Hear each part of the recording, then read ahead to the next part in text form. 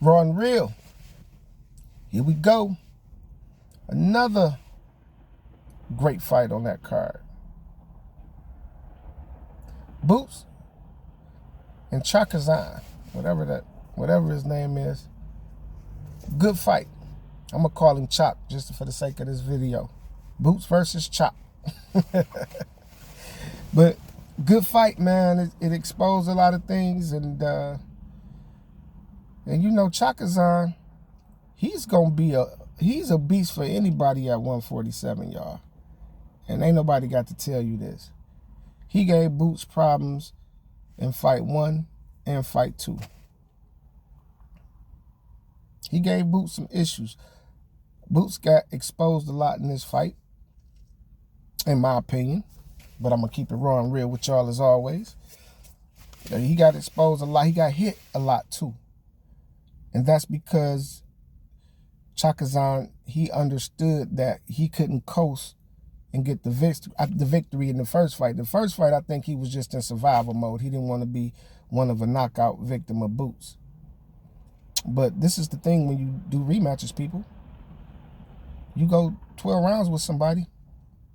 You know the mistakes they make. You remember certain muscle memory about certain shit that they do good and certain things that they do bad. That's the chance you take when you having a rematch with anybody. And so I think he knew what he needed to do. And he came in there and he was a little more aggressive than he was in the first fight, which raised his stock. And sometimes an L still can raise your stock. I mean, look at Pitbull Cruz against Tank and everything. It raises your stock. So I think he'll be good to fight anybody in 147 and make a good showing, you know. I like to see him really, you know, type of fighter like Conor Ben. I like to see him go against Conor Ben. That'd be a good fight. Because Chukassan, he can stand in the pocket. He got good footwork. He can get out the way, as he showed in both of the Boots fights. So I believe he can pretty much be tough for anybody at 147. But was it Jerron English, dude? And what I didn't like about it, he was getting hit too much. He was getting hit way too much. And I think Boots was trying to put on a show for the crowd. And I ultimately think if he don't get it together in his future fights, it could very well be tougher than what it has to be, especially when with his own admission saying he wasn't listening to his corner. How you not gonna listen to your corner? Because he was fighting, I believe, from emotion. And that can get you in trouble as a fighter if you ain't got, because it throws your game plan off, man. It throws your game plan off. The plan that y'all had set going in there, and you fighting on emotion because you got stung or got buzzed or got caught more than normal. Now you trying to please the crowd and you're deviating from the game plan. And that's how you get caught slipping. Then you ain't listening to your corner too, with your own admission. So it could be a numerous of things. And like I said, fighting a person for 12 rounds and rematching them is dangerous because they know you. Sometimes the person figure out what they did wrong in the first fight and they come back out and he had a better showing, even though he got dropped this time. But he knew he had to eat some shit to give some shit. So he took that chance, you know, and Boots got hit way more, I believe, in this fight than he did the last fight. But all this Terrence Crawford talk, Boots, I got to keep it raw and real with you, baby. Leave that shit alone right now, boy. You get hit way too much to be talking about Terrence. I mean, you too much. Yeah, you got to leave that alone right now. Especially when Terrence used to taking them 154 shots, you know, so you got to leave that alone right now. And he wouldn't come back down and wait anyway. Nobody wants to do a Roy Jones Tarver situation, you know. There's nothing there. And it's just like I was saying in the other video about Keyshawn and Tank. Boots, you good. You probably won't get that fight with Terrence either, because he's on his way out. I know you guys want to pass another torch thing, you know, because that's how we do it in boxing. You know, you want to beat the man who was the man so you can be the man. I get it. But you got to look at the other fighters. You got to look at the Barrios. You got to look at the Stanionis. You got to look at those fighters and try to capture those belts. And you say your goal is to unify. Terrence ain't even got the belts no more because he moved up. So everybody want to go after the bag. It's like, I get it. The bag is going to be there. Y'all just got to keep winning impressively and decisively. The bag going to be there. And when the smoke clear, you can start calling the shots once you get everything.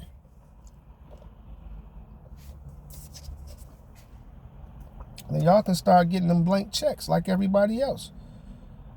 But y'all want these mega fights, I get it. Get the bag, get out. But it's more to boxing than just the bag. It's about your development too. You're making too many mistakes right now, and you admit it to yourself. As a professional, you're not even listening to your corner.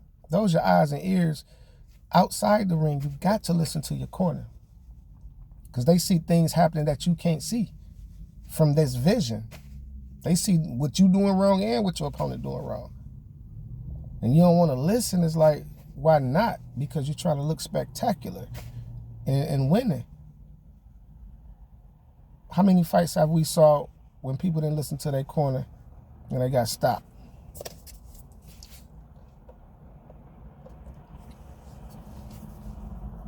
It's boxing, and we know this happens. But the thing is, it's not only your corner, bro.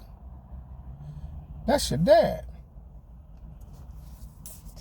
So it's like, what kind of child were you growing up? I'm just playing with you, man. But still, if you hard-headed now, and there's some shit like this that can fuck around and change your life if you get caught wrong. I mean, come on, man. Gotta listen to your corner, Boots, and more importantly, listen to your father, man. He carried you this far. He ain't gonna tell you shit wrong.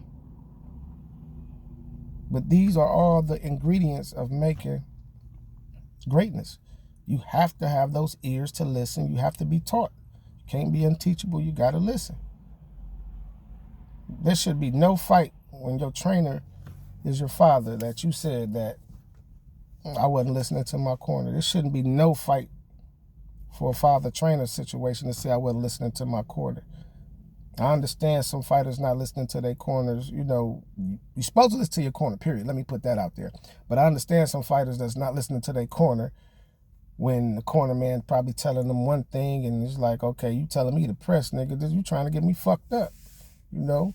But your father gonna always have your back because he ain't gonna put you in harm's way. Because he ain't just chasing the bag.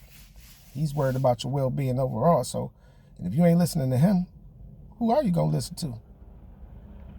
And if you ain't listening, it's kind of lonely in that ring. It can get ugly. But leave the Terrence Crawford alone. Focus on to clean out the division. And then if you decide to move up to 54 and meet him before he go out, so be it. The bag is going to be there. The bag is going to be there. You young. You got a lot more years in this game. If you don't get Terrence, okay, cool. You're going to become the man regardless. And then you're going to be, your title defense is going to do what they do. And that's still the bag. And that's the way you can write your blank check. But leave Terrence Crawford alone. He trying to go up. He ain't coming back down. He trying to get Canelo. For him to come down and do a Roy Jones-Tarver situation and you might clip him or something, he ain't about to take that risk at the end of his career. You should know that. But, again, y'all tell me what y'all think.